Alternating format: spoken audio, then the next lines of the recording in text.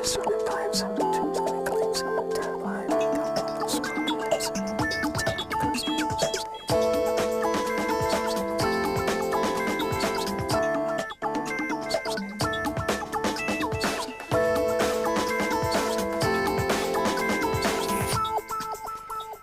accueillons la bonne humeur aujourd'hui à KTO puisque l'émission d'aujourd'hui a pour thème entre rire et comédie et nous accueillons pour cela Jean Amadou et Jean-Laurent Cochet. Alors je commence par vous, Jean Amadou, je vous présente parce qu'il le faut bien, malgré le fait que tout le monde vous connaisse. On vous connaît comme animateur et chroniqueur sur Europe 1, dialoguiste pour Antenne 2, co-auteur du Bébête Show, mais vous vous êtes d'abord fait un nom comme chansonnier, activité que vous exercez encore aujourd'hui au Théâtre des Deux Ânes à Paris avec un spectacle intitulé Notre Drame de Paris. Non. Il a changé le spectacle. Il a changé? Oui. Alors dites-moi le titre que je ne me trompe pas. L'Élysée si je mens. L'Élysée si je mens. Très bien. Dans lequel vous retrouvez vos acolytes, donc qui sont cette fois-ci bien les mêmes, Jacques Maillot, Jean Roucas et Pierre Douglas. C'est exact? Les acteurs de la pièce n'ont pas changé, qui n'est pas une pièce d'ailleurs, mais le titre a changé. Très bien. Je passe à vous, donc Jean-Laurent Cochet. Vous êtes passionné de théâtre et de beaux textes, comédien, directeur et animateur de troupe. Vous avez mis en scène tant à la Comédie Française que dans le monde entier à peu près 300 pièces de théâtre, des œuvres lyriques et dramatiques. Vous êtes aussi connu pour être le plus prestigieux professeur dramatique de votre temps. Et vous êtes par ailleurs auteur de nombreux montages de textes, ainsi que d'un livre qui vient récemment d'être publié chez Pygmalion, Mon rêve avait raison. Voilà, alors je commence par une question toute simple qui vous est adressée. Je voudrais, alors votre terrain favori c'est évidemment la politique et l'actualité. Qu'est-ce qui vous révolte le plus dans ce bas monde? Qu'est-ce qui me révolte et qu'est-ce qui nous révolte? Je vais te laisser dire quoi que tout te révolte, mon cher Jean. Oh, la bêtise. La bêtise? Oui. Comme elle est de plus en plus régnante, je crois qu'elle est dans tous les domaines. La bêtise, avec ce qui s'accompagne de mensonges, de duperies, etc. Oui. Mais enfin, quand on s'en isole. Vous savez, moi, contrairement à Jean, qui le fait peut-être par plaisir et qui est forcé par son métier, je n'ai jamais eu la télévision chez moi et ça fait à peu près 16 ans que je n'ai pas ouvert un journal. Alors je suis très à l'abri. Alors vous détournez de l'actualité, mais du coup, Jean Amadou a pour vous peut-être quelques mots. Qu'est-ce qui vous gêne vraiment dans ce monde? Ce qui me gêne dans le monde actuel, c'est l'intolérance. Je pense qu'on devient de plus en plus intolérant, il y a de plus en plus de sectarisme. Il y en a toujours eu, hein, fort heureusement, je dirais, on n'a pas inventé la chose, mais le sectarisme et l'intolérance deviennent par moments maintenant assez criminels. Et évidemment, ils sont engendrés par la bêtise dont parlait Jean-Laurent, parce que c'est quand même ce qui domine le monde actuellement, c'est une espèce d'intolérance bête ou de bêtise intolérante. Alors c'est aussi peut-être le moment d'enseigner aux gens et de permettre aux gens d'avoir une certaine connaissance, parce que la tolérance, elle part de là aussi, c'est un manque de connaissance, certainement. Éventuellement, c'est ce qu'on fait, moi tout spécialement, puisque je fais mes cours publics, etc., je m'adresse aux jeunes, j'ai mon cours, mais encore faut-il qu'on nous le permette autrement qu'en petit cercle restreint, parce que cette bêtise liée à cette intolérance, c'est le terrorisme intellectuel et autres. Et beaucoup de gens n'ont pas intérêt à laisser parler qui ne va pas dans leur sens ou qui éventuellement s'y connaît mieux qu'eux et pourrait justement dévoiler la source de cette bêtise. Mais enfin, on est bien dans notre tour d'ivoire. Justement, vous avez pour vous, en fait, Jean-Laurent Cochet, vous enseignez, et pour vous, on dit que c'est une seconde nature, comme un idéal, quelque chose qui vous est absolument nécessaire. Ah oui, c'est-à-dire que au départ, je n'y aurais peut-être jamais pensé, et il faut dire que j'ai commencé très très jeune, moi, dans le métier. J'ai pris mes premiers cours à 10 ans et demi. Donc j'ai connu beaucoup de maîtres, de grands maîtres, on a eu les mêmes, et c'est ça, parce que j'ose le dire, mais vous êtes amis depuis très très longtemps. Oh, mais on peut ne pas le cacher, étant donné la jeunesse que l'on porte sur le visage. Ça fait 5 ans. Ça fait une cinquantaine d'années. Une bonne cinquantaine d'années, oui. De quoi bien se connaître, finalement. Si on est en forme. Oui. Et parmi ces maîtres, quand je suis entré au conservatoire, 2, en l'occurrence René Simon et Madame Dussane, m'ont dit très vite, parce que je suis entré au conservatoire, prêt à en sortir, comme disait René Simon. C'est une école supérieure d'art dramatique, il faut y entrer prêt à en sortir. Et je faisais beaucoup travailler mes camarades. Et ils m'ont dit, tu as le sens pédagogique. Ils me l'ont appris, ça s'est révélé être vrai, et au gré des années, c'est vrai que c'est devenu une passion, parce que c'est très difficile, c'est très fatigant. Il y a quelques désillusions parce que l'ingratitude fait un petit peu partie de la base de la nature humaine. Donc il y a quelquefois des gens qui oublient que sans vous, ils n'auraient pas existé. Mais ça, c'est pas le plus important. Oui, mais on se ressource toujours. C'est extraordinaire. On ne peut pas... Enfin, si on est comédien, parce qu'il y a aussi des gens qui ne sont pas comédiens, qui donnent des cours de comédie, de plus en plus d'ailleurs. Mais comme si on apprenait à jouer du piano à quelqu'un sans savoir en jouer. C'est aberrant. Mais pour nous, c'est un enrichissement extraordinaire. C'est un échange permanent. Et puis quotidien, parce qu'un élève passe une chose, le lendemain il la passera différemment, un autre élève passera la même chose différemment. Vous savez, le théâtre, envisagé d'une certaine manière, c'est l'école de la vie avant tout. C'est une école de l'humain, des échanges, à travers les grands textes, à travers la langue, bien sûr, qu'on parle que presque plus. Ah oui, ça devient indispensable. De la même manière, Jean Amadou, est-ce qu'on peut dire qu'avec les chroniques que vous donnez sur Europe 1, vous avez l'intention peut-être de remuer un peu les consciences des gens qui vous écoutent? Oui, je le fais vraisemblablement, mais c'est pas le but de l'opération, si je puis dire. Alors, quel est le but? Le but, mon but à moi, je veux dire, c'est pas que ce soit sur scène ou que ce soit à Europe quand je fais une chronique. C'est pas, sauf de temps en temps où j'ai un petit coup de cœur comme ça ou un coup de colère. Alors là, c'est autre chose. Mais en général, mon but, c'est quand même de faire sourire. Et au théâtre, aussi bien qu'à la radio ou à la télé, c'est de faire sourire les gens et en général sans message. C'est-à-dire de ne pas leur dire, voilà, je vais vous apprendre. Les moralistes sont extrêmement ennuyeux. Et là, j'emploie un dessin... un délicat euphémisme, si je n'étais pas en face de vous, je dirais autre chose. Vraiment, les moralistes sont insupportables et on est entouré de moralistes, de gens qui vous expliquent comment il faut penser, comment il faut vivre, et tout ça avec le plus grand sérieux. Alors que moi, mon boulot, c'est de faire sourire les gens, de les faire rire si je peux, sourire si je peux, quand ils sortent du théâtre ou quand ils ont fini d'écouter ma chronique. Ce que je veux, c'est qu'ils oublient ça, ils ont passé un bon moment, c'est formidable, et ils pensent à autre chose. Ça, toi, tu as énormément d'humour. Est-ce que tu deviens rare, est-ce que non pas des moralistes? Oui, les moralistes sont vraiment extrêmement emmerdants, quoi, c'est vrai. Je dirais en même temps que l'humour, c'est une arme finalement aussi. Ça peut être servi comme... C'est une arme qui peut, en effet, quelquefois, on peut arriver à faire bouger les choses avec de l'humour, c'est vrai, fort heureusement, mais... à part de temps en temps où je prends des coups de colère, comme j'en ai pris par exemple un sur Europe à la suite des attentats du 11 septembre, c'est vrai que là, d'un seul coup, j'ai fait une chronique qui n'était pas une chronique rigolote, qui était une chronique parce que je l'ai sorti comme ça, je veux dire, comme un cri de colère. C'est une révolte, quoi, finalement. En face d'un certain anti-américanisme en France qui me paraît non seulement déplacé, mais assez odieux et systématique. Et donc j'ai un peu gueulé, mais autrement le reste du temps j'essaie de m'amuser, quoi. C'est ça le problème. Vous avez des thèmes de prédilection? Non, je suis accroché à l'actualité. Hein. Je trouve mes thèmes dans la semaine, dans les hebdos, dans la télé, parce que moi je l'ai, dans les journaux, parce que je les lis malheureusement aussi beaucoup, heureusement beaucoup. Et c'est là où je trouve les thèmes d'actualité. Alors vous dites, en fait, j'ai vu ça dans un article, que vous écrivez tous les jours. Sinon, vous avez le sentiment, un sentiment de culpabilité. Quand on écrit, il faut essayer d'écrire tous les jours. Moi, je ne suis pas un écrivain. Je suis un saltimbanque qui écrit, ce qui n'est pas du tout la même chose. Vous avez écrit quand même de nombreux livres. Les écrivains, c'est pas pareil. Les écrivains, ils se lèvent à 4 h du matin, et comme Hugo, ils jettent leur papier derrière eux. Oui, mais là où tu as raison, c'est qu'ils prétendent tous, tous ceux que j'ai connus, que ce soit Jean Sarment, Anouilh, tous, ils écrivent systématiquement tous les jours, même sans savoir ce qu'ils vont écrire, même sans avoir quelque chose à dire au départ. La page blanche, et puis... Alors je m'astreins à écrire tous les jours sans être écrivain. Bon, les écrivains, c'est Nourricier, c'est Max Gallo, ce sont des comme ça. Irène Frein, ce sont des écrivains. Moi, je suis un saltimbanque qui écrit, mais... Tous les jours, je rédige quelque chose. C'est comme Jean-Laurent Cochet, dans votre livre qui vient de paraître, vous dites l'importance du travail. Il a la chance d'être encore acheté maintenant, mais il a paru il y a quelques années. Il y a quelques années, mais il reste d'actualité. Il reste d'actualité, et surtout, c'est vraiment pour les jeunes, comment dire, un éloge, en fait, au travail, finalement. Il faut travailler, oui, parce qu'il n'y a que ça. D'abord parce que le travail est un bonheur quand on le conçoit bien, quand on n'est pas paresseux, et puis on ne peut arriver à rien dans aucun domaine si on ne travaille pas. Alors c'est surtout là-dessus qu'il faut insister, parce que vous savez, parler de ce métier, enfin écrire plutôt sur ce métier, c'est un peu paradoxal quand on voit tout ce qu'a écrit M. Stanislavski et puis qu'il reste 2 phrases à prendre, que c'est pas celles-là qui vont permettre à un jeune comédien de savoir jouer la comédie. Bon, c'est oral, c'est visuel, c'est un travail quotidien, sur le tas, etc.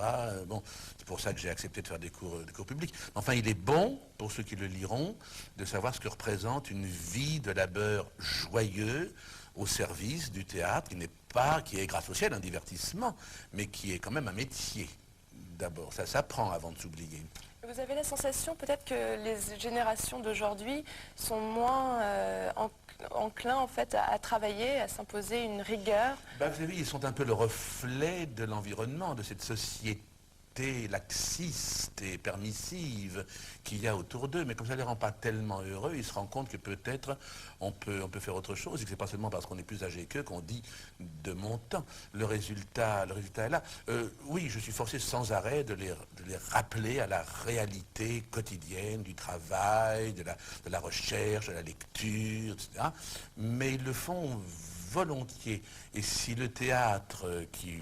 en France, enfin à Paris surtout, il faut bien le dire, en dépit du bruit qu'on fait autour, est assez moribond, s'il a une chance d'être sauvé, si on a une chance de trouver un créneau un jour, ce sera fatalement par cette jeune génération qui sera revenue à une tradition permanente. Il ne s'agit pas de faire de régression.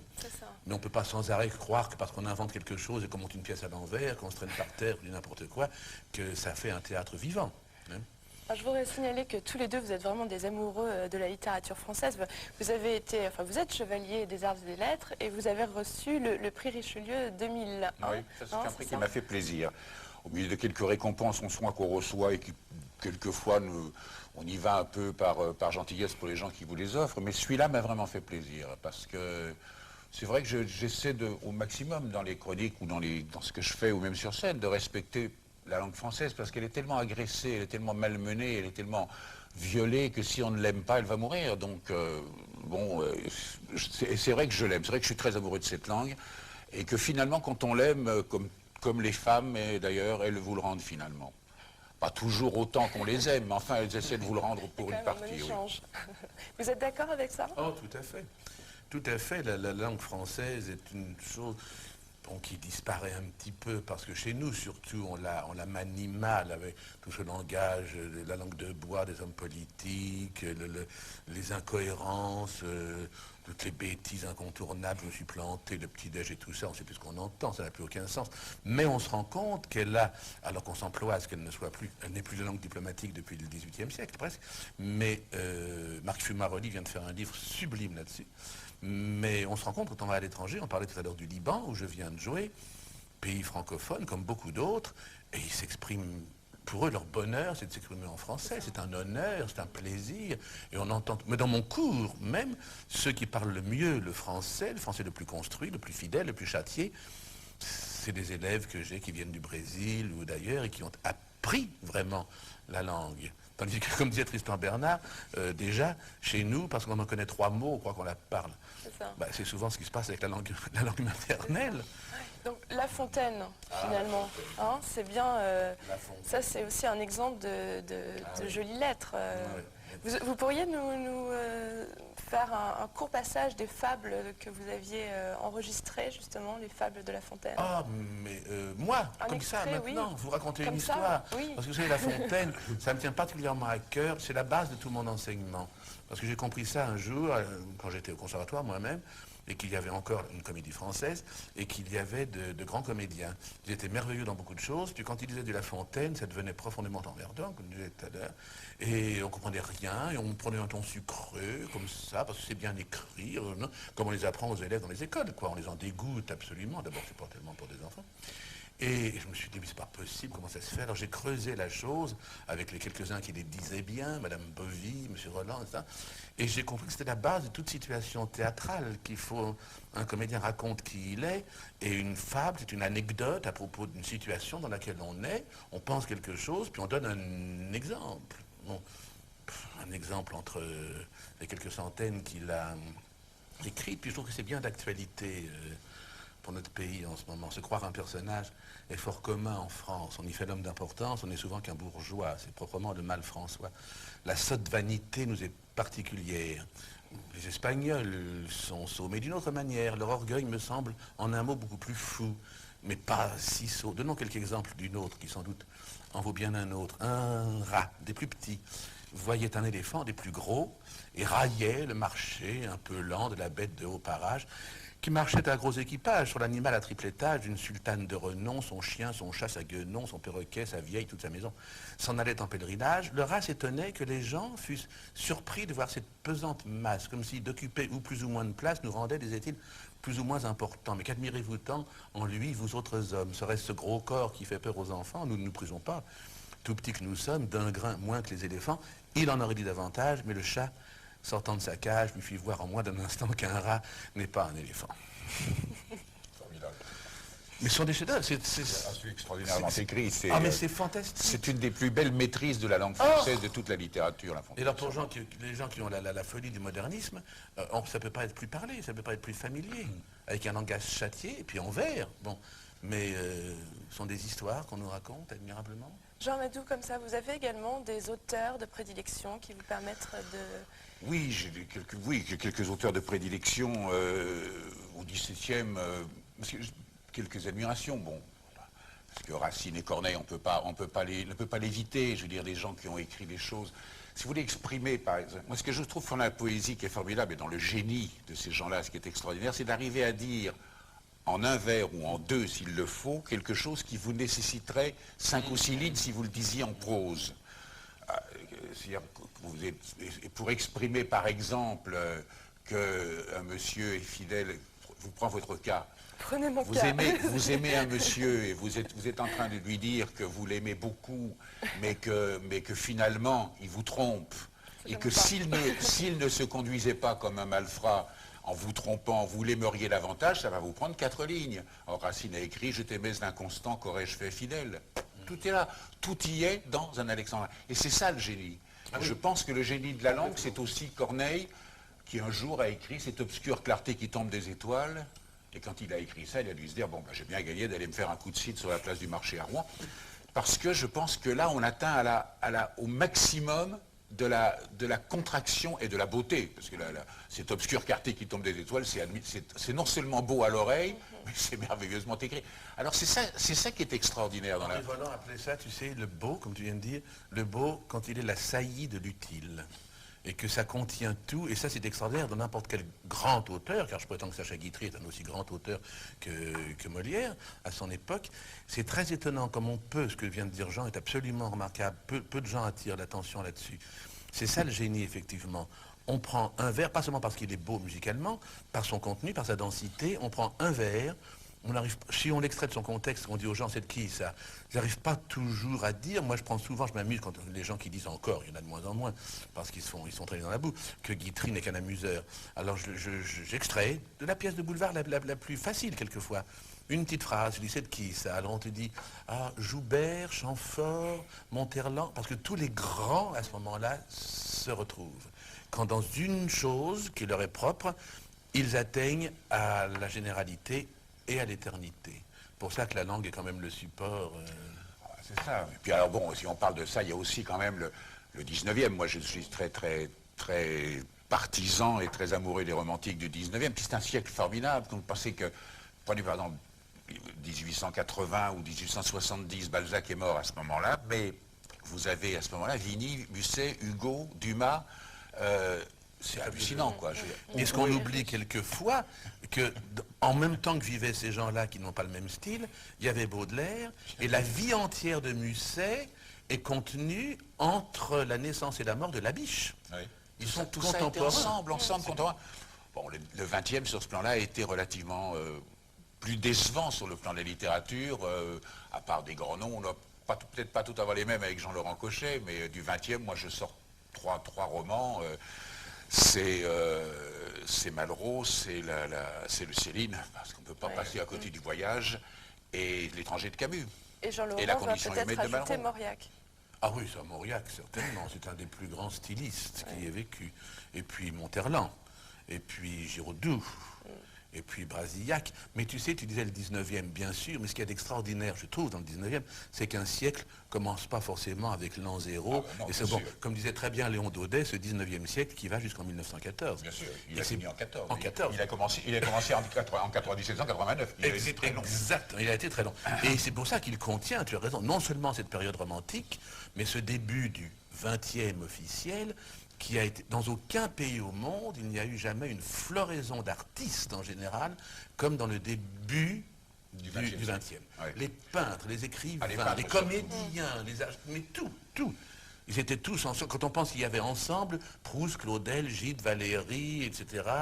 Et les peintres. Il y avait Monet, Manet, Cézanne, Sisley. Tous les impressionnistes. Alors justement, quelle expérience avez-vous des auteurs catholiques, j'allais dire, ou chrétiens, on va rester plus large. Quelle expérience personnelle Oui, c'est ça, des textes. Hein.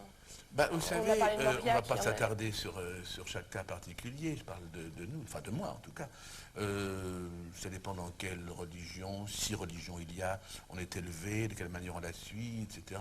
Moi j'ai été élevé dans la religion catholique, j'ai fait ma communion et très vite je n'ai plus été pratiquant. Je suis profondément, follement croyant, mais j'ai plus la foi que je ne pratique une religion. Alors j'ai très vite été sensible dans les livres à ceux qui traitaient de ça, qui en traitaient quelquefois en disant « je ne suis pas croyant ». Il y a quelquefois chez ces gens-là une manière de foi qui leur appartient, qui simplement nous rappelle qu'il y a une réalité invisible, qu'on n'est pas venu comme ça comme un champignon, qu'il y a eu un créateur, qu'il y a eu une création, et puis c'est pas la peine de chercher au-delà et des antagonismes.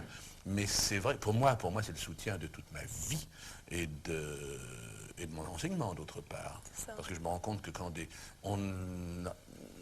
la religion, l'Église est devenue une chose tellement, qui prête tellement à caution, mais je me rends compte que chez les jeunes, les plus désemparés sont ceux qui n'ont pas, n'appelons ça ni foi, ni croyance, ça pourrait être sectaire, mais un idéal, une dimension particulière à atteindre et à respecter. Et c'est vrai que dans l'écriture, je suis particulièrement sensible aux propos tenus par ces gens-là. Jean Amadou, justement, vous épinglez Dieu d'une certaine façon. J'ai un extrait d'édito que vous allez pouvoir nous commenter. Alors, il faut d'abord que je le retrouve, parce que forcément, il y a beaucoup de choses à dire. Voilà, alors, le pape a appelé à la guerre. On peut regretter les dieux grecs qui, eux, ne pensaient qu'à faire l'amour, qu'à boire et à faire la fête. Les prêtres n'auraient jamais appelé les peuples à la guerre au nom des dieux. Qu'attend Dieu pour remettre les pendules à l'heure et dire vraiment ce qu'il attend des hommes? Alors, j'allais vous demander, l'homme n'a aucune responsabilité dans ce qu'il vit? C'est vrai que j'ai une certaine tendresse pour la religion, enfin les religions, si je veux dire, grecques, parce que les dieux grecs c'était formidable. Je me demande si les religions monothéistes n'ont pas un petit peu, elles ont un petit peu poussé les gens un petit peu à s'égorger entre eux, vous voyez, et ça me gêne un peu. Les monothéistes, il y a toujours eu des protestants qui égorgeaient des catholiques qui tuaient des protestants, après ils se sont un peu réconciliés pour aller tuer quelques indiens, puis de toute façon ils se sont réconciliés sur le dos des juifs assez rapidement, et puis ils se sont bouffés le nez. Et alors que les dieux grecs c'était formidable, parce qu'ils ressemblaient complètement aux Grecs. C'est pour ça que les Grecs se reconnaissaient. Ils étaient paillards, ils buvaient, ils faisaient l'amour, ils trompaient leurs femmes, et de temps en temps ils descendaient sur terre pour faire l'amour à des mortels eux, où les déesses emballaient des messieurs grecs, où Zeus descendait pour faire c'était le bon temps. Et c'était formidable. Et c'était extraordinaire. Déjà les Romains, en prenant les mêmes, en changeant les noms, ont un peu perverti la chose. Je veux dire, puisqu'ils ont envoyé des chrétiens se faire bouffer dans le Colisée par des lions, qui auraient certainement préféré bouffer de l'antilope, comme je le dis, parce que au bout d'un moment, ils devaient en avoir marre. Mais c'est vrai que les Grecs avaient on ne s'est pas tué au nom des dieux grecs, alors qu'on s'est beaucoup égorgé au nom des religions monothéistes. Et puis ça a quand même donné les plus grandes civilisations. Je crois qu'on n'a jamais été plus haut que le siècle de Périclès. C'est beau en plus. Ce qui n'empêchait pas qu'on leur faisait des statues de marbre admirables et des temples comme le Parthénon, superbe. Et puis d'être conquérants aussi au nom de leur Dieu. Et puis alors, ils avaient une chose que je trouve extraordinaire, Madame de Remilly parle de ça divinement, c'est qu'ils étaient un intègres, ils étaient honnêtes vis-à-vis de ces dieux et de ce qu'ils appelaient les lois non écrites. Il y avait des choses auxquelles ils répondaient ou des choses qu'ils n'auraient pas faites, c'est Antigone, c'est tout ça, parce qu'au nom des dieux, il y a des choses, on n'avait pas besoin de les codifier avec des juges quelquefois marrons. Il y avait un respect de tout ça parce que leur Dieu était proche d'eux. Mais est-ce qu'on ne fait pas porter quand même le chapeau à Dieu bien souvent alors que c'est quand même, les hommes sont quand même responsables de beaucoup de choses? Je ne sais pas. Je ne sais pas si les hommes les hommes ont toujours une part de responsabilité, de toute façon, que ce soit dans tous les actes, parce que ils ont la possibilité. Donc leur responsabilité est entière. Maintenant, moi j'ai lu la Bible très tôt, j'ai été fasciné complètement, et parce que je l'ai lu et relu par ce qu'a dit Jésus. Jésus, s'il n'était pas sanctifié comme il l'est aujourd'hui, il serait adoré ou étudié à l'égal de Platon ou de gens comme ça. Bon, il s'est trouvé qu'il a été de plus sanctifié, qu'il est devenu le pivot d'une religion, mais peu importe. Ce qui m'intéresse, moi, ce n'est pas de savoir s'il est fils de Dieu ou si sa mère était vierge ou s'il est né dans une crèche, c'est ce qu'il a dit. Et ce qu'il a dit est absolument extraordinaire au vu de l'époque où il l'a dit. À l'époque où on tuait les gens comme ça, comme on jetait un drachme à un mendiant, on tuait de l'autre côté. C'est pareil. Cet homme qui a dit aimez-vous les uns les autres, qui a dit des choses extraordinaires pour l'époque, qui a complètement donc modifié le cours de l'existence des hommes qui se sont mis à lire ça. C'est ça qui est extraordinaire pour la nôtre, Jean. C'est ça qui est intéressant. Qui reste extraordinaire pour la nôtre. Qui reste aujourd'hui complètement d'actualité. Vous avez commencé un édito de la même manière aussi, enfin justement par rapport à faire acquitter Jésus. On a demandé à des maîtres du barreau qu'ils auraient souhaité défendre lors de leur procès historique, Marie-Antoinette, Louis XVI, Jésus, ces grands condamnés coupables ou innocents qui ont fait le monde tel que nous le connaissons. Oui. C'est assez rigolo de défendre Jésus parce que Jésus, obligatoirement, heureusement que Jésus n'a pas été acquitté. Vous imaginez si l'avocat avait gagné sa cause, on serait où? Alors il n'y aurait plus de cathédrale, il n'y aurait pas toutes ces descentes de croix qui de Giotto aujourd'hui à Dali emplissent les musées du monde. On n'aurait pas de cathédrale, on n'aurait pas la religion catholique. Tout ça ne pouvait pas être acquitté puisque tout était programmé à l'avance. Je crois que le scénario était parfaitement écrit. Chacun avait son rôle, et même Judas le pauvre, il a tiré le mauvais numéro. Il a tiré le numéro de celui qui doit le vendre. Mais il était programmé. Il était programmé, tout ça a été programmé, y compris la crucifixion. Parce que alors, sinon ça n'a plus aucun sens. Je veux dire, il n'a plus aucun sens si ça s'est fait en dehors de Dieu. Or, rien ne peut se faire en dehors du Père qui l'a conçu. Je suis bien dans la logique normale, et je crois que c'était un scénario parfaitement écrit et parfaitement organisé, et où les gens ont joué leur rôle. Bon, certains que Pierre a joué son rôle, Judas a joué son rôle, et tout le monde l'a très bien joué, y compris Jésus. Si je peux me permettre, puisqu'on en est à ce niveau, à ce sujet-là, je voudrais citer un homme, moi j'ai approché de très près Jean Guiton, des gens comme ça, mais je voudrais citer quelqu'un que j'ai découvert il y a très peu de temps, parce qu'il ne cherche pas à être plus connu que ça, il a 83 ans, c'est un Suisse grec, il vit à Genève, il s'appelle Georges Haldas, H-A-L-D-A-S, et pour qui croit ou ne croit pas, son œuvre qui est très abondante et qu'on peut se procurer facilement à la Procure ou ailleurs, est d'un des plus grands écrivains que je connaisse, d'un des plus grands philosophes, mais philosophe devant un verre de vin rouge dans un café du coin où tout ce qu'il regarde le ramène à Dieu ou à la nature ou à parler de choses belles. On trouve tous les réconforts, toutes les réponses à nos révoltes chez cet homme-là, qui est un personnage ignoré. Qui vit où Qui vit à Genève. À Genève. Ça doit vous plaire assez, parce que je crois que vous êtes assez... ça doit vous plaire assez, parce que vous êtes assez bon vivant. Vous êtes un bon vivant, vous aimez bien les choses. Oui, d'abord je suis d'origine... j'ai vécu 20 ans à Lyon, donc on ne peut pas avoir vécu à Lyon. Mais tu es d'origine lyonnaise? J'ai vécu 20 ans à Lyon. Je ne suis pas né à Lyon par accident, parce que les fonctionnaires naissent toujours au hasard des nominations de leur père. Je suis né à Lons-le-Saunier. Oui. Parce qu'ils n'avaient personne depuis Roger de Lille, donc j'ai fait ça. Et puis, je suis arrivé à Lyon, j'avais 3 mois, j'en suis parti, j'avais 20 ans. Donc j'ai vécu 20 ans à Lyon, je suis lyonnais en fait. Mais moi aussi. Bah oui, je sais. D'une certaine manière, oui, parce que... Et donc quand on est lyonnais, on a une certaine tendance à, vous savez, l'école du goût, on se les fait nous-mêmes dans les halles des Cordeliers.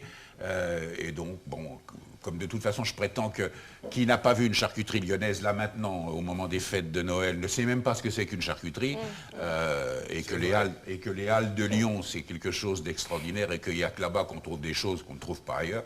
Moi, je suis un bon vivant, j'aime bien le vin, j'aime bien boire, j'aime bien manger quand c'est bon, j'aime ça. Oui. Finalement, c'est aimer la vie, tout simplement. J'aime tout ce qui fait les bonheurs de la vie, et, y compris les jolies dames, et les vins quand ils sont bons, et c'est ça qui est formidable. Parce que je trouve que, là, on retombe encore dans une philosophie un peu primaire. Vous me direz, mais si Dieu nous a fait ça, c'est pas pour qu'on le dédaigne quand même, ou alors vraiment c'est l'insulter, non? Alors on revient justement à ce qu'on disait. On revient à ce qu'on disait tout à l'heure, mais finalement, le fait que l'histoire soit écrite, c'est à peu près ce que vous rejoignez là-dessus. Vous croyez véritablement en une main invisible? Ça rejoindrait cette idée-là? Moi, je crois, ma foi est si forte que je ne cherche pas à l'expliquer ni à mieux la comprendre. Je crois que c'est Cocteau, ce génie, qui disait comprendre l'étrange manie des hommes.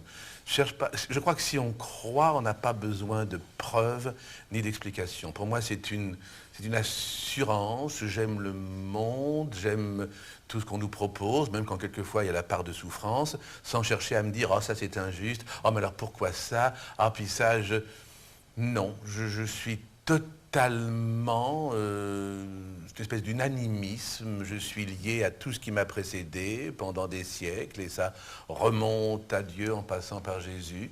Et puis je continue à espérer. Je crois qu'il y a d'ailleurs dans tout ça, enfin moi je l'éprouve comme ça, je vis beaucoup au niveau des signes, des sensations parallèles comme ça. Je crois qu'il y a une grande, qu'on oublie souvent, parce que Dieu, c'est pas le monsieur avec la barbe blanche, hein, on ne sait pas ce que c'est, d'ailleurs c'est inconcevable. Bon, qu'il y ait une réalité ailleurs, ça j'en suis sûr, mais je crois qu'il a beaucoup de malice. Je crois que justement Dieu a beaucoup d'humour, et que c'est pour ça qu'il nous a donné le choix, et que c'est pour ça que l'homme soit bon ou mauvais par nature, j'en sais rien. Mais enfin, il nous a permis, ça a commencé avec Ève, qui elle a fait une belle sottise, bon, mais il nous permet de dire oui ou non aux choses, en fonction de nos croyances ou non. C'est extraordinaire. Cela dit, je continue à penser que nos vrais maîtres, si on les étudie, et au théâtre en particulier, ce sont les plantes et les animaux. Personne ne respire aussi bien qu'un animal, alors qu'on ne respire plus du tout, pas seulement à cause de la pollution. On n'est plus centré, on est absolument décervelé ou cérébralisé ou dispersé. Hein. Quand même, la grande leçon vient de ceux qui ne pensent pas trop, ce qui est tout de suite naturellement égoïste. Enfin, ça, c'est une opinion personnelle. Vous pensez qu'on s'est éloigné des vraies valeurs, des choses simples? Oui, vous savez, oh mais comment on les a même complètement perdus, à mon avis. Vous savez quel était le titre du dernier film qu'il n'a pas pu achever? On en a une grande partie de son scénario, grâce à sa fille, qui vient de mourir elle aussi. Je pense au génial, fantastique Jacques Tati, qui lui aussi dénonçait les choses sans s'attarder, sans laisser de message. Une image, et puis, on se disait, oui, ça pourrait être ça, et c'est devenu ça. Le titre de ce dernier film, ça s'appelait Confusion, au pluriel. Je crois qu'on est en pleine confusion. Confusion des valeurs, complètement. Mais c'est un petit peu normal, je suppose, depuis le temps que ça dure. Hein. Je ne souhaite pas aux gens trop jeunes que le bang arrive sans qu'ils aient profité de la vie. Mais il y aura forcément un renouvellement. On vit dans un monde en déréliction, complètement. C'est au-delà d'une décadence. On a reçu Sœur Emmanuelle il y a quelques jours, qui est une femme formidable, qui nous disait toutefois que la solidarité était devenue quelque chose qui prenait beaucoup d'ampleur. Et ça me fait penser notamment à une action que vous avez menée en 1996 avec le Secours populaire pour les enfants en décembre 1996, où vous étiez, vous avez prêté de votre temps en fait pour ces enfants. Il faut les faire, on les fait normalement, ça me paraît assez normal à partir du moment où où les gens se disent tiens je vous connais, où il y a une certaine popularité, disons. Si on ne met pas de temps en temps cette popularité au service d'un certain nombre de choses, alors bon, c'est pas la peine, je vois pas où est l'intérêt. Donc ça me paraît tellement normal que ça vaut même pas la peine d'en parler. C'est évident de le faire. Mais ça te paraît normal à toi? Oui, je veux dire, non, je crois que quand même, que ce soit pour les Restos du Cœur ou que ce soit pour le Téléthon, on s'est aperçu qu'en effet les gens étaient assez relativement disponibles. Et bon, ça me paraît normal de faire ça. Il faut le faire, bien sûr. Ouais, je veux dire normal, tu vois, on est mis des choses de la vie, tout d'un coup on te dira d'un jeune homme, oh, il est merveilleusement élevé, il m'a tenu la porte pour entrer dans le métro. Ah oui. Tu vois? Bah oui, il y en a tellement plus qui te la foutent dans la gueule que tout d'un coup on trouve. Tu dis ce qui est normal devient quand même quelquefois assez rarissime. Bon, on peut encore garder quand même quelques espoirs. Oh, mais moi je peux pas vous répondre à ça, c'est ma maladie, moi c'est mon vice. D'autant plus qu'il y a des choses qui... Bon, c'est vrai qu'il y a des choses qui empirent, mais ça a toujours été un peu comme ça d'ailleurs, parce qu'il y a une accélération. Aujourd'hui, on est dans une période d'accélération. Si vous voulez, il y a le siècle s'est accéléré.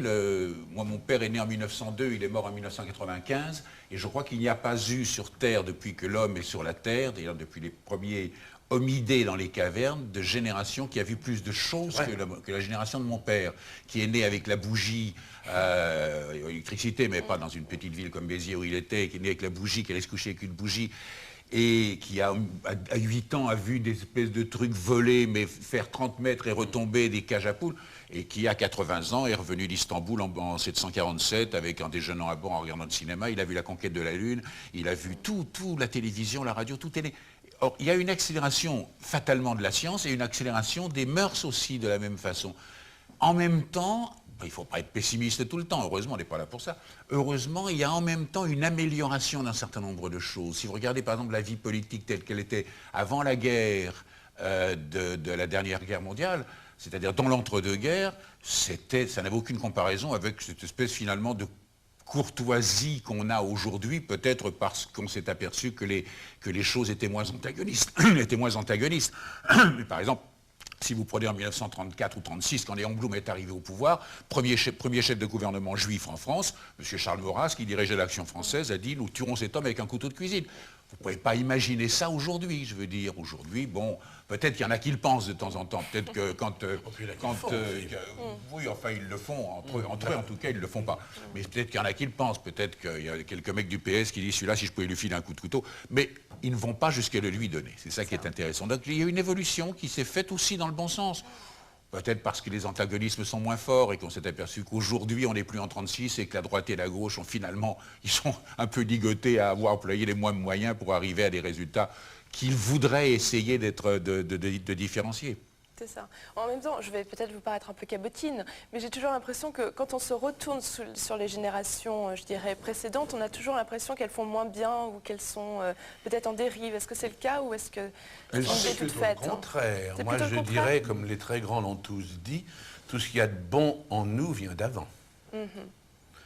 Et ce qu'il faut, c'est pas se dire, il faut absolument faire autre chose pour que ce soit un progrès. Il faut essayer de faire la même chose quand elle était réussie, en mieux si possible, aussi bien pour élever des enfants que pour vivre au quotidien, que pour faire du théâtre.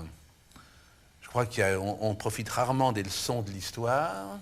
Chacun veut marquer son petit territoire, on veut avoir raison sur l'autre, contre l'autre, laisser une chose que d'autres n'auront pas fait. Alors bien sûr, il ne faut pas vivre comme si on ne pouvait pas faire mieux que ce qui a précédé, mais il ne faut pas croire qu'il y a des générations spontanées comme ça. Enfin, moi, vous me pousseriez un peu, j'irais très loin, parce que je ne suis pas du tout pessimiste ni passéiste, je suis trop heureux de vivre, bon, et puis de croire.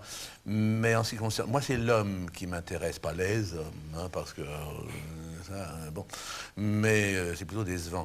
Mais cette idée d'humanisme, ce que je déplore, et là je suis un petit peu genre dans ce qu'il racontait, je crois qu'on confond, on en arrive à un monde complètement robotisé. Il y a peut-être des choses qui se passent mieux parce que c'est pas désagréable, effectivement, même si on s'en passait avant, c'est pas désagréable d'aller plus vite dans certaines circonstances, d'avoir des loisirs, d'être mieux installé, etc.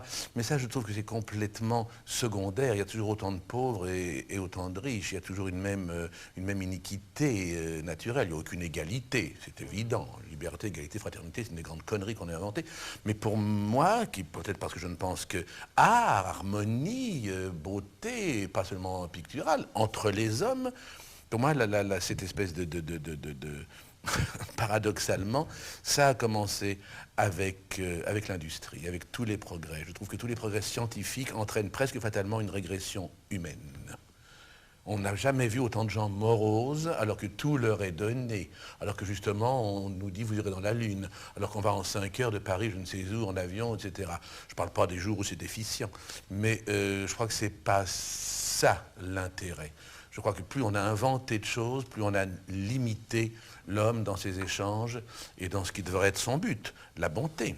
Et aujourd'hui, on retrouve ce problème dans nos rues, à nous, en France, Tiens, à Paris, voyons. Notamment, je pense, à tous Il faut les aussi se SDF méfier quand même un petit peu en disant oui, ça aurait été formidable de vivre autant de Molière, sûrement d'ailleurs, parce que c'était une période extraordinaire, mais il faut voir les bons côtés des choses, parce que si vous vivez autant de Molière ou si vous avez une rage de dents, je préfère vivre aujourd'hui, vous voyez ce que je veux dire?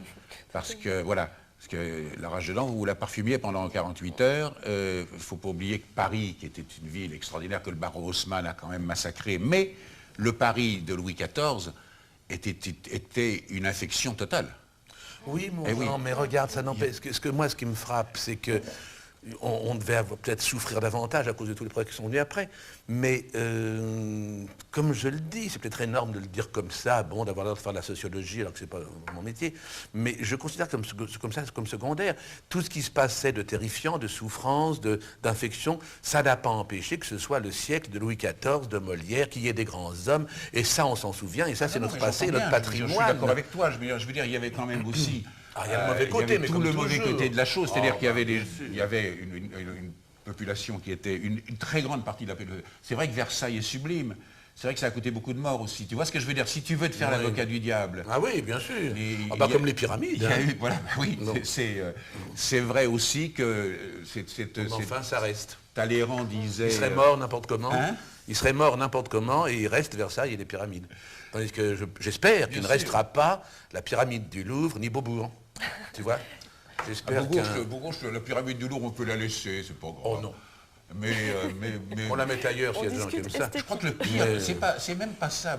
Je crois que le pire, c'est encore Beaubourg, c'est une audace.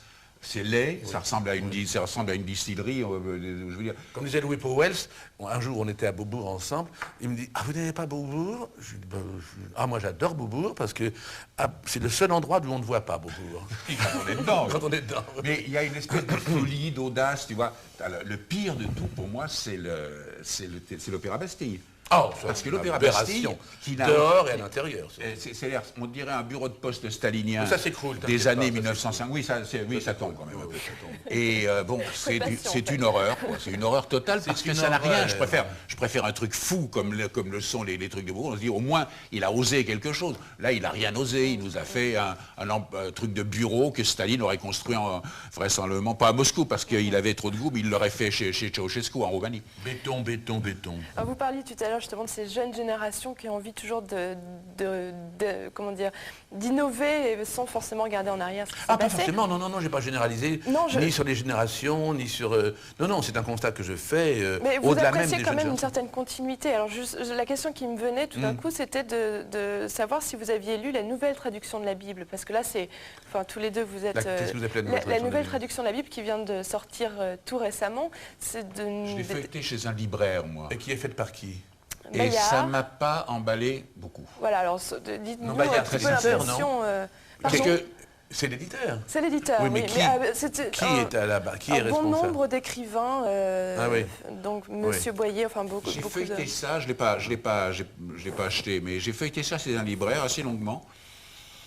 Ça m'a pas paru extrêmement probant. Peut-être parce que je trouve que la musique de l'Ancien Testament, telle que je l'ai dans la tête, est superbe et que finalement on fait sa propre traduction, si je puis dire, et qu'on n'a pas besoin qu'on nous l'explique encore une fois en nous le mettant en clair. Et finalement, je trouve que c'est un travail honorable, extrêmement honorable, parce que c'est tout travail, d'abord mérite salaire, donc j'espère qu'ils ont été payés, mais en dehors de ça, et tout travail mérite qu'on le respecte. Mais ça me paraît pas personnellement extrêmement. Ce que j'ai vu, extrêmement. Je crois que ce qui est important, ça m'a pas donné envie ni de l'acheter ni de feuilleter. Oui, justement, c'est ce que j'allais dire. Ce qui est important, c'est de faire connaître la Bible aux gens, pas par prosélytisme, mais pour leur dire, écoute ça comme c'est beau. Et je crois qu'à ce moment-là, c'est pas la peine de chercher à faire autre chose quand on a atteint le maximum avec la Bible de Jérusalem. Un exercice de style et je me demande s'ils ne se sont pas fait plus plaisir à eux-mêmes qu'ils Bien vont sûr. essayer de faire plaisir à ceux qui les lisent. Exactement. C'est ça, parce que finalement la Bible est un grand texte littéraire, je veux dire. Il y a Ah pas- oui. C'est un texte dont on a il y a des phrases récurrentes qui reviennent, qu'on connaît comme ça.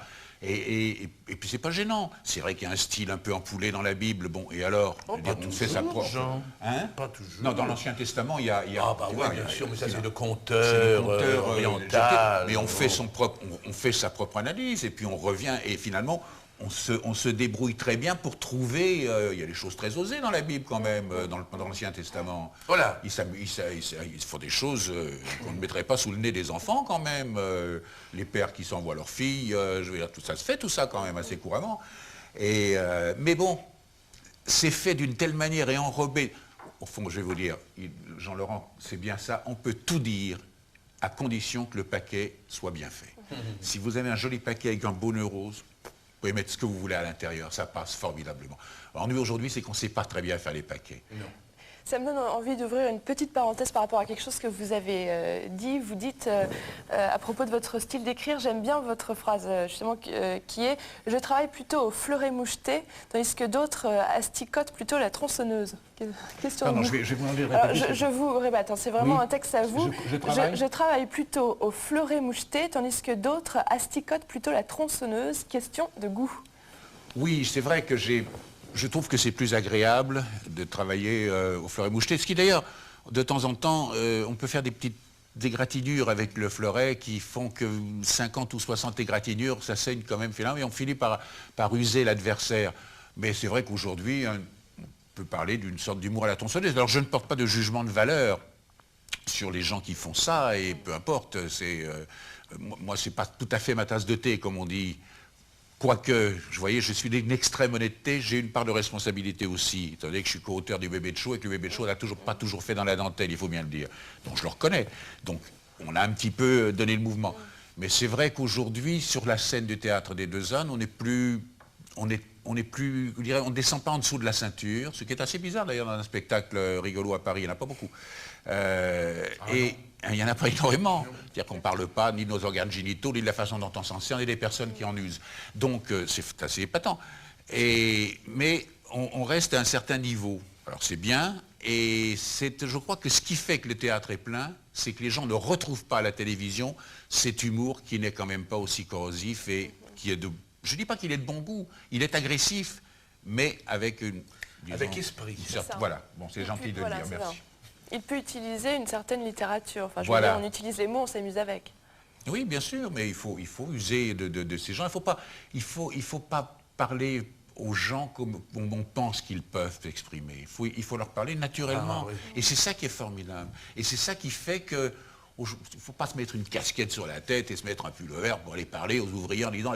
Non, les ouvriers, ils parlent très très bien, croyez-moi. Ils parlent très très bien. Et c'est la raison pour laquelle il y a eu des hommes politiques, je parlais de Léon Blum tout à l'heure, qui était un aristocrate extrêmement félin et qui n'avait pas besoin, pour être l'idole des ouvriers du Front populaire, de se mettre une casquette sur la tête. Il allait leur parler comme il était. Et ça passait très très bien. Très très bien. Et c'est pour ça qu'il faut parler aux gens. Il ne faut pas s'imaginer qu'il y a un langage peuple. Parce qu'aujourd'hui, il y a un langage... Imaginez peuple. Alors comme j'entends, comme je l'ai entendu de temps en temps, on va lâcher les baskets. Non, on ne lâche pas les baskets. On ne lâche pas les baskets. Il faut parler aux gens comme on a envie de leur parler, et non pas comme on pense qu'ils parlent eux, parce qu'on se trompe souvent. Vous savez, quand dans les couples d'ouvriers ou d'employés, on ne dit pas de grossièreté devant les enfants. On ne dit pas de grossièreté devant les enfants parce qu'on sait très bien, les grossièretés, on les réserve à une certaine élite qui se croit intelligente de les employer sans arrêt. Mais pas dans ces milieux-là. En fait, finalement, c'est arrêter de niveler toujours Voilà. le niveau par le bas. Par le bas. Vous savez, ça c'est le fait de beaucoup de médiocres et d'impuissants qui, pour pouvoir dominer des situations, ont besoin justement d'araser des choses comme ça et vous font croire, j'en reviens au théâtre, que ce qu'ils appellent populaire, c'est vulgaire. Moi, combien de fois on m'a dit « Oh oui, mais non, on ne peut pas monter ça, c'est pas assez vulgaire pour notre public. » En fait, on méprise le public en croyant qu'il faut aller vers lui de cette façon-là. C'est pas vrai. Quand vous leur donnez quelquefois des choses, il ne s'agit pas de passer le temps à lire du Kant ou du Schopenhauer, mais quand vous leur donnez des choses divertissantes mais de bon goût, ils écoutent aussi bien La Reine morte de Monterland qu'une bonne pièce de boulevard. Hein. Alors, je reviens tout à l'heure, vous avez parlé de foi. Je voulais savoir quelle était la place dans votre enseignement théâtral de la foi, de votre foi. Oh ben, elle est totale, même quand j'en parle pas, parce qu'on a très vite l'air de faire du prosélytisme, ou non, c'est pas ça du tout, mais je me rends compte quand je travaille sur des élèves, quand je travaille sur des textes, des auteurs, etc., qu'il te manque ça, il te manque ça, il te manque ça, il te manque ça, ben, ça arrive en fin de course par dire, si tu y croyais un peu plus, si tu avais une ambition plus haute, et on finit forcément par une foi, par une croyance. Elle est là en permanence, en pointillé très souvent, mais elle est là. Je suis anti-matérialiste. Jean Amadou, est-ce que Oui. vous avez, par rapport à la foi, est-ce que vous avez la foi ou est-ce que vous croyez en quelque chose Je crois qu'on ne peut pas... Je n'ai pas la sensation qu'on puisse être totalement athée. Je crois qu'on est obligé d'admettre une... Alors, qu'on lui donne le nom qu'on veut, peu importe, le nom n'a pas d'importance. En ce qui concerne la religion, je suis plutôt agnostique, mais je ne suis pas responsable. Je suis issu d'une vieille famille radicale socialiste du département de l'Hérault. Et à cette époque-là, dans cet endroit-là de la France, et au début du siècle, avant la guerre de 14, on ne plaisantait pas, c'était la République ou l'Église, mais pas les deux à la fois, de toute façon. Donc c'est comme ça, je ne suis pas baptisé, mon père l'était pas, mon grand-père l'était pas, et ma fille ne l'est pas. Mais ça n'a aucune espèce d'importance. Je vais plus souvent à l'église que certains catholiques qui sont baptisés. Je suis rentré dans les églises beaucoup, parce que je trouve que c'est une chose extraordinaire. Je connais toutes les cathédrales de France, j'ai eu la chance de les visiter, de me les faire expliquer. Je suis allé à Chartres uniquement parce que j'avais vu un chapitre et je lui ai dit, tiens, il faut que j'aille voir ça, je prends la voiture, je vais à Chartres. Et puis je me suis même baladé, je suis même allé plusieurs fois dans cet extraordinaire endroit qu'est l'abbaye de Cluny, qui a été la plus grande église, la plus grande abbatiale catholique de la chrétienté, dont il ne reste malheureusement qu'une seule arche romane, mais dont on se rend compte en regardant cette arche romane ce que pouvait être ce monument. Et puis j'aime même Jumièges, je suis resté des heures à Jumièges. Jumièges, c'est admirable, je veux dire, bon, tout en montrant la bêtise quand même des gens. Ça m'a fait sourire quand on a reproché à ces talibans qui étaient quand même un régime de merde, il faut bien le dire. C'est un régime de plouc, il n'y a pas d'autre terme. C'est un régime de plouc pour se conduire comme ça. Mais quand ils ont détruit les Bouddhas, on a dit oui, c'est honteux, etc. Si on regarde en France ce que les gouvernements successifs et les régimes successifs depuis pratiquement ont détruit, on est les champions du monde dans ce domaine. Les vandales. On est les champions du monde. La destruction, ça a commencé à peine, en 1600, ça a commencé, les guerres de religion, tout ça s'est continué. C'est extraordinaire le nombre de choses qu'on a démolies. Alors c'est vrai que ces ruines de Jumièges ou ces ruines de Cluny ou cette cathédrale de Chartres qui est un livre, qui est un bouquin, qui est une chose à livre ouvert comme ça, sur lequel il faut arriver à décrypter. Moi, à force de faire des tournées et des tours de France, je connais ce pays par cœur. Et chaque fois que je vois église romane 11e siècle, j'y vais. Donc, il n'y en a pas beaucoup qui ont dû m'échapper. C'est le langage d'un homme de foi. Voilà. Donc, Bah oui, elle est là, la foi. On se rejoint à Mais ce bien niveau-là. sûr. Mais bien sûr. Malheureusement, l'émission touche à sa fin pratiquement, mais j'aimerais bien connaître vos projets pour la suite. Je crois que vous avez une pièce de théâtre que vous voulez monter à Boulogne-Billancourt. J'ai une pièce de théâtre que je monte. Je vais peut-être finalement la monter, je crois. Une pièce de toi? Oui, une pièce de Ah moi. bon? Oui. Une pièce de moi que je vais finalement arriver à monter, je pense, au Théâtre des Deux Ânes, parce qu'on va le monter pendant l'été. Pendant les mois de juin, juillet, août et septembre, pendant 3 mois. Et puis un bouquin qui va sortir. C'est le journal d'un bouffon. Le journal d'un bouffon, oui, il s'appelle le journal d'un bouffon. Et je revendique ce titre de bouffon qui était le seul à la cour, qui ne s'usait pas les genoux, qui passait devant les courtisans qui étaient avec leur brosse à luire et leur cirage. C'était le seul qui rentrait dans la chambre du roi, qui avait la libre normalité de lui parler à n'importe quel moment, sans s'agenouiller. Donc le bouffon était un peu le roi de la cour quand même, et c'est pour ça que je revendique ce titre. Et alors pour votre part, vous êtes en ce moment en tournée En ce moment, avec, je suis en tournée avec Champoche, la voilà, pièce de Feydeau, jusqu'à mi-janvier. Et puis, j'ai toujours mes cours publics 2 fois par mois, mes cours personnels tous les matins. Et puis, je vais faire... C'est les cours publics au Théâtre d'Aunou. Au Théâtre hein, d'Aunou, dans oui, le 2 10e lundis arrondissement de Paris. par mois à 18h. Et puis, j'ai différentes conférences, des choses comme ça. Et puis, ce qui me tient très à cœur, c'est qu'au Théâtre Mouffetard, que j'aime tellement, de 15 mai au 15 juin, à peu près, dans leur série des 18 heures qui marche si bien, je vais faire avec mon pianiste Philippe Davenet le récital intégral de Toi et moi de Géraldi, qui est l'auteur qui a été le plus vendu dans le monde depuis 1913 et le plus vilipendé depuis, et surtout par des gens qui ne le connaissent pas. Alors que quand on le dit, comme il faut le dire, on dit « Oh, mais on dirait du Guitry », mais oui, c'est un chef-d'œuvre. Et puis après, je terminerai l'année, 3 mois, au Théâtre Mouffetard, avec la reprise de Doit-on le dire de La Biche, que j'avais montée à la Comédie Française il y a quelques années. C'est donc un programme assez chargé. Et puis, Assez Jean chargé. Amadou, on vous retrouve évidemment tous les week-ends sur Europe 1. On me retrouve tous les week-ends sur Europe et au Théâtre des Lausanne tous les soirs, ça, exactement. ouvrables de théâtre. Très bien. Alors en dehors de ça, je sais, parce que nous savons tous, Jean-Laurent et moi, que c'était la... Vous inaugurez avec nous aujourd'hui une émission où vous êtes seul. Eh bien, nous allons vous dire, en tant que deux vieux qui avons quand même vu pas mal de choses, elle est bien, hein? Oh, Elle est très très bien. Ah oui, ça vous êtes très bien. Merci, messieurs. ah oui, c'était fort agréable. Peut-être un petit mot d'espérance, puisque tout à l'heure vous parliez d'espérance. Oui. Un petit mot d'espérance pour les téléspectateurs qui nous regardent. Oh, c'est celui qui... Il y en a des centaines. Celui qui me vient parce qu'il a tellement bien parlé de ses constructions, comme en parlait Peggy. Quiconque a dans le cœur une cathédrale à bâtir est déjà vainqueur. Vous voyez, on est dans la foi. On est dans, dans les artisans, les compagnons.